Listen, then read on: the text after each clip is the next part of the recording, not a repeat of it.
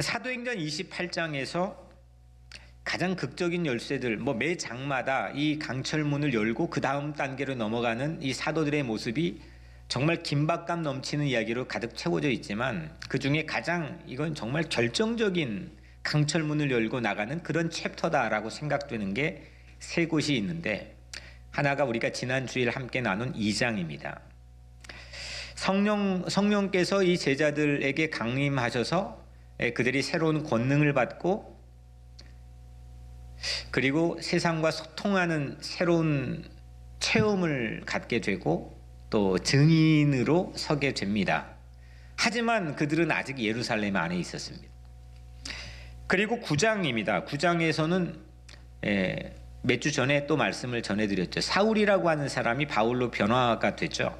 다메섹 도상으로 예수 믿는 사람들 잡으러 가다가 변화되어서 이방인 선교의 교두보를 마련하게 됩니다.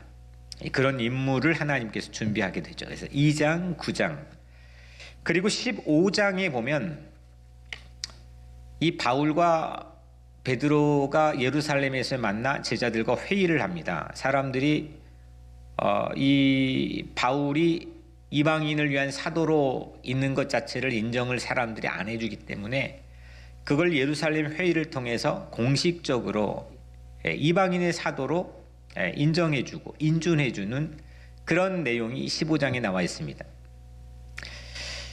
2장, 9장, 15장, 또 한 가지 결정적인 중요한 이 강철문을 여는 이 열쇠 챕터가 오늘 우리가 읽은 10장입니다. 이 10장은 베드로가 고넬료라고 하는 이방인을 만나는 장면인데, 정말 빼놓을 수 없는 가장 긴박한 장면입니다. 그래서 2장, 9장, 10장, 그리고 15장, 이 강철문을, 시대의 강철문을 열어내는 열쇠를 통해서 예수와 교회 공동체가 새로운 국가, 새로운 언어, 새로운 인종들을 만나게 됩니다. 그러니까 2장, 9장, 10장, 15장이 만약에 이 사도행전에서 없이 24장만 있게 되었다면, 그것도 불가능하겠지만 있다면, 예수라고 하는 이 우리의 구원자와 그로 인한 이 교회라는 새로운 공동체가 이 새로운 국가로, 새로운 언어로, 새로운 인종으로, 시간의 배리어를 넘어선 새로운 시대로 진출하여 만나게 되는 것은 불가능한 얘기였을 겁니다. 오늘 우리가 10장을 그중에 읽었습니다. 여기 말씀의 1절에 보면 가이사랴에 고넬료라 하는 사람이 있으니 이달랴 부대라 하는 군대 백부장이라 한 사람을 소개하고 있는데, 고넬료입니다. 이 고넬료가 어디에 있었느냐? 가이사라에 있었습니다. 우리 작년 성지순례 때 가봤지만 거기는 이 해저에 큰 배들을 접안할 수 있는 이 부두가 지금도 이 하늘에서 보면 바로 보입니다. 근처에서도 보이는데 어마어마한 부두 접안 시설을 갖고 있는 최고의 항구 중에 하나였습니다. 지중해 연안의 상부 쪽에 있는데, 이 가이사라에 있던 고넬료는 그 당시에 이탈리아 로마 군대의 장군입니다. 그가 그 가이사라의 주둔해 있었습니다. 예루살렘, 우리가 알고 있는 예루살렘이 이스라엘 안에 실질적 수도라고 한다면 가이사라라고 하는 명칭도 가이사, 황제라는 뜻을 가진, 로마의 황제라는 뜻을 가진, 로마의 황제에게 잘 보이려고 당시에 이 세계 곳곳에 세웠던 신도시의 동일한 이름이 가이사라인데, 가이사라 빌립보, 또 가이사라 이런 명칭들이 허다하게 있었는데, 이 가이사라는 이스라엘 국토 안에 있는 로마의 실질적인 수도입니다. 모든 군인들이 거기로 집결되고 총독부가 거기에 있었습니다. 그 가이사라로부터 남쪽으로 50km 정도의 또 다른 조그만한 요빠라고 하는 마을이 있었습니다. 같이 지중해 연안 해변가에 있는 도시이고 마을인데 50km 우에 가이사라가 있고 지중해 연안 해변가에 가이사라가 있고 요빠가 있는데 이 50km는 단순한 거리가 아닙니다. 오늘 본문에서 이야기하려고 하는 것은 고넬료가 구제도 하고 하나님 경외하고 본래 이렇게 마땅한 하나님이 이 환상을 보여줄 만큼 근거가 있는 착한 사람이었다. 윤리적인 사람이었다. 이게 지금 본문에서 중요한 게 아닙니다. 물론 그것도 우리가 봐야 될 중요한 포인트겠지만 오늘 이 10장이라는 어마어마한 사건이 가지고 있는 가장 커다란 의미는 엄청난 강철문이 그 시대적인 강철문이 사람의 생각 속에 있는 강철문이 이 안에 있다는 겁니다. 이걸 못 열면 그 다음 단계를 못 넘어가는 겁니다.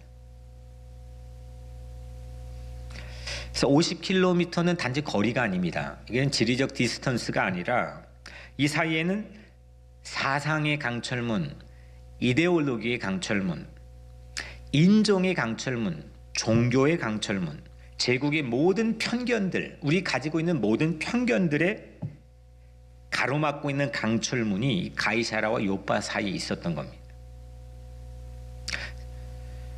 하나님 먼저 고넬료에게 환상을 보여주고 그 다음에 베드로에게도 거의 동시간 하루 건너서 환상을 보여주시죠. 이 환상의 내용은 결국 서로 만나라 이겁니다. 야, 너희들 서로 이거 꼭 만나야 돼. 거 가야 돼. 넌 받아들이고 너는 꼭 가야만 돼. 이게 환상의 주된 내용인데 먼저 하나님께서 고넬료에게 가이사라에 있는 고넬료에게 환상을 보여주죠. 5절에 보면 내가 지금 사람들을 요빠에 보내어 베드로라 하는 시몬을 청하라. 야, 너 빨리 부하들 보내가지고 요빠에 있는 베드로를 너희 집으로 불러라 이겁니다. 그래서 고넬료는 오늘 본문에 3명의 부하들을 요빠로 보내죠. 3명의 부하가 요빠의 근처에 거의 왔을 때에 하나님께서는 베드로에게 동시에 환상을 보여줍니다. 베드로가 지붕에서 기도할 때였습니다. 이게 발코니인데 실제 지붕 위에서 아슬아슬하게 기도한 게 아니라 이제 이 유대의 가옥상 이 발코니에서 이제 그 정해진 시간에 기도할 때입니다. 정오 12시였습니다. 점심시간 때죠. 오늘 본문에는 베드로가 배고파할 때입니다. 시장할 때. 사람들이 그 점심 식사를 준비하고자 할 때였습니다. 바로 그때 이게 황홀한 경에 하늘에서 갑자기 무언가가 내려왔습니다. 내 귀퉁이에 줄을 매단 보자기와 같은 큰 그릇이 베드로 앞으로 내려왔습니다. 보자기 안을 보니까 거기에는 잡다한 짐승들 그리고 파충류 공중에 나는 새들이 그 보자기 안에 있었습니다. 이게 어떤 의미인지 황당하잖아요. 근데 하나님께서 그 다음에 하늘에서 베드로에게 음성을 들려주시는데 야 일어나 잡아 먹어라 이렇게 했습니다. 일어나 잡아 먹으라. 근데 그 보자기 안에 있는 모든 짐승들이 유대의 정결법에 따라서 하나도 먹으면 안 되는 거였습니다. 이때 베드로가 어떻게 반응합니까? 잘 한번 들어보십시오. 14절에 베드로가 이르되 주여 그럴 수 없나이다. 속되고 깨끗하지 아니한 것을 내가 결단코 먹지 아니하였나이다. 주님 나 한 번도 이런 거 먹어보지 않았습니다. 왜냐고요? 유대 정결법에 이거 먹지 말라고 했습니다. 난 이렇게 부정한 음식을 입에 대본 적도 없기 때문에 주님 나 절대로 먹을 수 없습니다. 지금 누가 먹으라고 했습니까? 친구가 먹으라고 했습니까? 천사가 먹으라고 했습니까? 하나님 먹으라고 했습니다. 그럼에도 불구하고 베드로는 그 하나님의 명령을 거절했습니다. 이유는 나 한 번도 먹어보지 않았다는 겁니다. 상당히 중요한 포인트입니다. 아니 하나님 믿고 하나님 때문에 생겨나는 법을 지키며 살아갔던 이 베드로가 하나님 먹으라고 직접 환상 중에서 말씀을 하시는데 베드로가 만약에 이게 하나님인가 아닌가라고 아리까리했으면은 우리가 충분히 이해할 법하지만 오늘 본문에서는 베드로는 하나님의 음성을 듣고 있었습니다. 인지했습니다. 그런데 하나님께서 주님 나 절대 그럴 수 없습니다. 나 이거 먹어본 적이 없습니다. 이렇게 하나님의 명령을 거절했습니다. 단호했습니다. 이때 오늘 본문의 가장 중요한 이 강철문을 열 수 있는 핵심적인 열쇠와 같은 역할을 하는 말씀 하나를 하나님이 베드로에게 해주십니다. 이 말씀이 오늘 여러분들의 심령 가운데 들려지신다면 여러분들은 새로운 사람이 될 수가 있습니다. 15절이죠. 하나님께서 깨끗하게 하신 것을 내가 속되다 하지 말라. 하나님께서 깨끗하게 하신 것을 네가 더럽다, 부정하다, 속되다 하지 말라. 하나님께서 베드로에게 해주신 말씀입니다. 이거를 한 번만 한 게 아니라 3번이나 반복해서 한 후에 보자기가 베드로의 눈앞에서 하늘로 올라갔습니다. 대개 이 하나님의 반응, 야 내가 하나님 깨끗하고 오케이 했는데 왜 너는 안 되냐라고 하는 이 반응에 사람들은 차별하지 맙시다. 지금 세상에서 전 세계적으로 조지 플로이드의 이 안타까운 죽음으로 인해서 인종차별을 반대하는 이 물결이 심지어는 한국에도 곳곳 세계 방방곡곡에 일어나고 있습니다. 근데 사람들을 가만히 보면 차별하지 맙시다라고 하는 차별 금지에 대한 기준이 있어야 될 거 아닙니까? 대개 여기에서 얘기를 합니다. 이런 거죠. 야, 너나 나나 다 깨끗한데, 너나 나나 다 소중한데 차별하면 안 돼. 이렇게 얘기하죠. 야, 왜 백인만 깨끗해? 흑인도 모든 유색인종도 동일하게 깨끗한데 너나 나나 같이 있고 소중한데 이 기준이 상당히 중요하게 작동을 해야 합니다. 이게 중요한 근거가 되죠. 너만 깨끗하냐? 너만 깨끗해? 나도 깨끗하다. 이게 사회적 약자건 누구든 상관없이 상당히 중요한 도전이, 중요한 희망의 근거가 되어준 거죠. 나만 소중하냐? 너도 소중하다. 이로 인해서 흑인의 생명도 소중하다. 유색인종의 생명도 소중하다. 어려움 당하고 있는 모든 연약한 이웃들의 생명도 소중하다. 자기의 방어 기제가 없는 어린아이의 생명도 소중하다. 이런 근거로 우리는 사용할 수 있습니다. 갈라디아서 3장 28절 유명한 말씀이죠. 너희는 유대인이나 헬라인이나 종이나 자유인이나 남자나 여자나 다 그리스도 예수 안에서 하나이니라. 아주 대단한 말씀이죠. 똑같다는 겁니다. 야, 너나 나나 똑같다는 겁니다. 다 그리스도 예수 안에서 하나이니라. 다 all 하나로 같다는 겁니다. 정말 이런 세계가 이루어지는 순간 사람들은 희열 정도가 아니죠. 인종을 차별하지 않아야 될 이유로 이렇게 제가 말씀드린 것처럼 오늘 하나님의 말씀에 대한 근거로 다 깨끗하다. 이 기준을 우리는 찾습니다. 제시합니다. 하지만 여러분들 죄송하지만 기독교는 여기에 머물지 않습니다. 이 표피적인 이야기에 머물지 않습니다. 기독교는 더 깊습니다. 우리가 가져야 될 기준은 더 깊습니다. 하나님께서 깨끗하셨다, 깨끗하게 하셨다. 너희 속되게 하지 말라, 속되다 하지 말라. 하나님이 깨끗하게 하셨다는 것은 본래는 깨끗하지 않았다는 것을 전제합니다. 더러워졌다는 것을, 더러워져 있었다는 것을 전제하는 거죠. 더러워진 것을 깨끗하게 하나님께서 하셨다는 겁니다. 그래서 기독교는 너만 더럽냐? 나도 더럽다. 이거를 깨닫는 거에서부터 기독교는 시작합니다. 이 정통주의 기독교의 신앙입니다. 너만 더럽냐? 나도 더럽다. 이게 모든 차별을 넘어서게 하는 가장 중요한 근원적인 기준이 되는 거죠. 피차 더러웠다는 겁니다.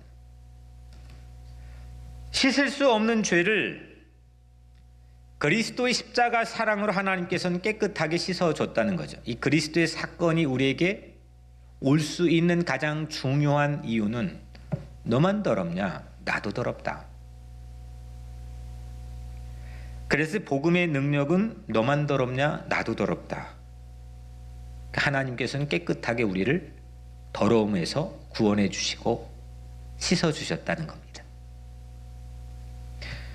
그래서 나만 깨끗하냐? 너도 깨끗하냐로 올라갈 수가 있는 거죠. 그 전제가 없게 되면 내가 피차간에 우리가 더러웠다. 특히나 내가 너만 더럽냐? 나도 더럽다. 백인들이나 힘 있는 자들이 이 기독교의 복음의 진리에 대해서 깨닫지 못하게 되면 상대적 비교로 인해서 야 나도 깨끗하다 너도 깨끗하다 너만 깨끗하냐 나도 깨끗하다 끊임없는 상대적 비교로 인해서 이게 차별의 문제가 해소될 수가 없습니다. 실제 인류의 역사 가운데서 이 차별은 끊임없이 이어져 오는 족쇄와 같은 것 아닙니까? 하지만 너만 더럽냐? 나도 더럽다. 하나님께서는 이 더러워진 것을 깨끗하게 하셨는데 야 네가 속되다 하지 말라. 이것은 모든 차별을 뛰어넘게 하는 십자가의 능력을 우리에게 보여주는 것입니다.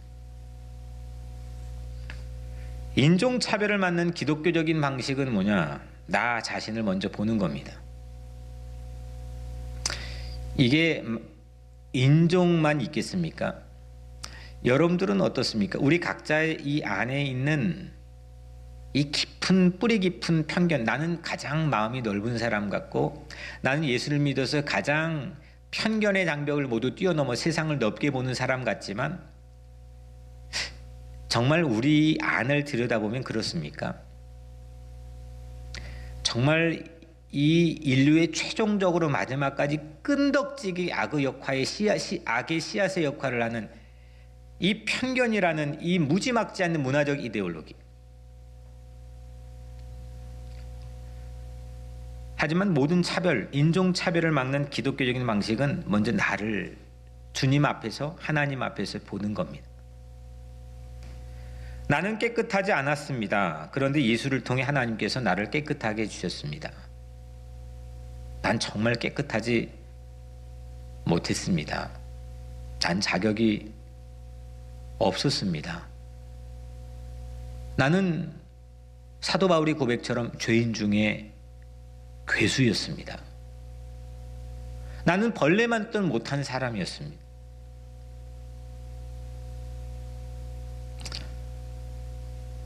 이게 오늘 성찬을 통해서 우리에게 주고 있는 메시지 아니겠습니까?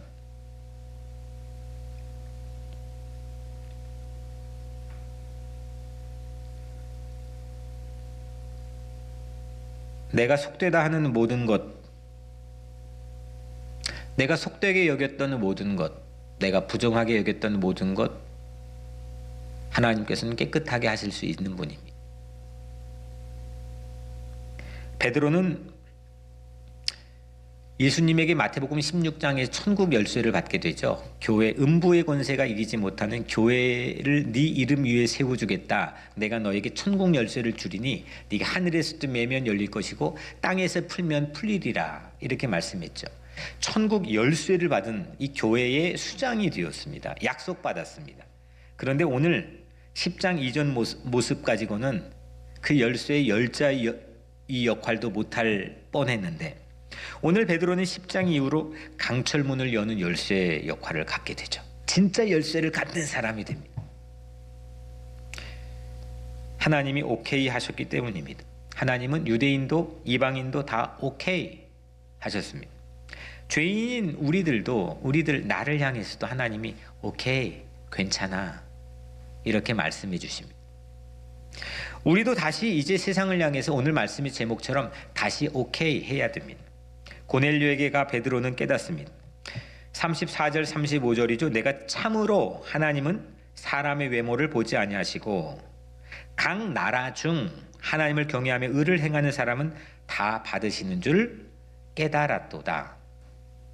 깨닫는 시민이 된 거죠. 어웨이크닝이 된 겁니다. 이게 흔들려야 됩니다. 이게 흔들리는 게 세상 지구가 흔들리는 것보다 더 어렵습니다. 베드로가 하나님은 외모로 보지 않는, 이게 외모가 영어 성경에 보면 favoritism, 편애입니다. 그냥 사람이 야 너 좋은 옷 입고 이쁜 옷 입고 이런 게 아닙니다. 하나님은 편애를 가지고 세상 사람들을 보지 않는다는 겁니다. 그 심지어는 선민으로 자부하고 있는 이스라엘 백성들조차도 누구일지라도 편애를 갖고 보시는 분이 아닙니다. 그래서 각 나라 중 모든 주님을 바라보는 사람들을 다 받으시는 줄을 베드로가 와 하고 깨달은 겁니다. 이 34절 35절에 대한 새로운 깨달음이 베드로의 가장 영적 큰 체험입니다. 그리고 베드로가 회개하죠. 베드로도 회개했고 바울도 회개했습니다. 그가 교육받았던, 바울이 교육받았던 이 소아시아의 다소라고 하는 이 마을은 그리스 철학의 중심지와 멀지 않는 편입니다. 거기에 불과 이 바울이 태어나기 200년, 300년, 400년 전에 있었던 소크라테스, 플라톤, 아리스토텔레스, 당시에 편만하게 펼쳐져 있던 모든 그 세계 철학들을 전부 다 배웠을 거고, 유대교의 하나님 신앙도 그는 철두철미하게 최고의 학부에서 배웠습니다. 그런데 이 사울이었죠. 이렇게 배웠는데도 편견과 선입관을 무너뜨리지 못했었습니다. 다메섹 도상으로 가기 전까지는 무너뜨리지 못했습니다. 근데 바울은 9장에서 깨졌습니다. 베드로는 10장에서 깨졌습니다. 이것이 사도행전 2장의 성령 사건만큼 중요한 사건입니다. 실제 우리도 그렇습니다. 마지막까지 변하지 않는 것, 몸에 배인 문화적 편견과 이데올로기입니다. 이게 잘 즐겨가지고 벗겨지지가 않습니다. 쉽게 열리지 않는 강철문입니다. 사람을 만나고 사람을 대하는데, 아니 목사들도 좌쪽에 있는 사람, 우쪽에 있는 사람, 무슨 당에 있는 사람, 이걸로 다 사람을 만나버리면 그 예수님은 우리에게 뭘 기대하는 겁니까? 교회가 만약 그렇다면 우리는 뭘 세상에 나가 선교해야 됩니까? 그러나 바울과 베드로는 이 강철문을 최종적으로 9장과 10장에서 열었습니다. 이것이 열리니 거칠 게 없어졌습니다. 그들은 열방 세계를 여는, 올 네이션을 여는 열쇠가 되었습니다. 그리스도의 십자가 사건이 그의 편견, 편애, 차별, 혐오, 증오의 강철문을 열었습니다. 바울에게 나는 내가 박해하는 예수라. 더러웠던 바울을 깨끗하게 해주신 이 음성을 통해 바울은 awakening, 깨어난 시민이 되었습니다. 베드로는 하나님께서 깨끗하게 하신 것을, 십자가 사랑으로 깨끗하게 하신 걸 왜 네가 속되게 하느냐라고 하는 이 말씀으로 고정관념의 강철문을 열었습니다. 하나님께서 오케이 하시는 게 복음입니다. 복음은 하나님이 오케이, 괜찮아, 이것이 열쇠입니다. 하나님께서 오케이 하시는데도 우리는 끊임없이 이웃을 향해서 NO 합니다. 불의가 있는 곳에서, 연약한 자들이 고통받고 부르짖는 곳에서 우리는 그 불의를 방관하는 중요한 이유로 사용하기도 합니다. 심지어 나를 향해서도 끝까지 NO 합니다. 하나님이 괜찮아, 오케이 하는데도 나는 끝까지 NO 할 때가 있습니다. 여전히 속되다 합니다. 이거를 뚫고 이 강철문을 열어야 합니다. 사랑하는 여러분, 우리 각자 내게도 편견, 차별, 우월, 이 강철문이 있지 않겠습니까? 이 미국의 사단의 공중권 세 잡은 자가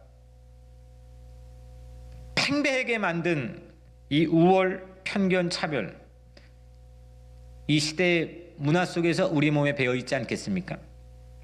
너만 더러웠겠느냐? 나도 더러웠다. 이걸 받아들이는, 깨우치는 우리 각자의 깊은 신앙이 되기를 바랍니다. 그런데 하나님은 너 더러웠어? 내가 오케이, 그리스도의 십자가 보혈로 깨끗하게 했어, 괜찮아. 이 복음을 우리가 이 시간 깊이 영접하기를 축복합니다. 믿읍시다. 이 복음을 믿읍시다. 그러면 우리도 다시 세상에 나가서 오케이 할 수 있습니다. 우리 가이사라에도 갑시다. 열리지 않는 강철문을 열고 갑시다. 인종도 넘고 사상도 넘고 북한도 넘고 열쇠가 됩시다. 여러분들의 가정 안에서, 교회 공동체 안에서, 우리가 살고 있는 이 시대적인 공동체 앞에서 우리는 열쇠를 열고 강철문을 열고 하나님의 나라를 향해서 달려갑시다.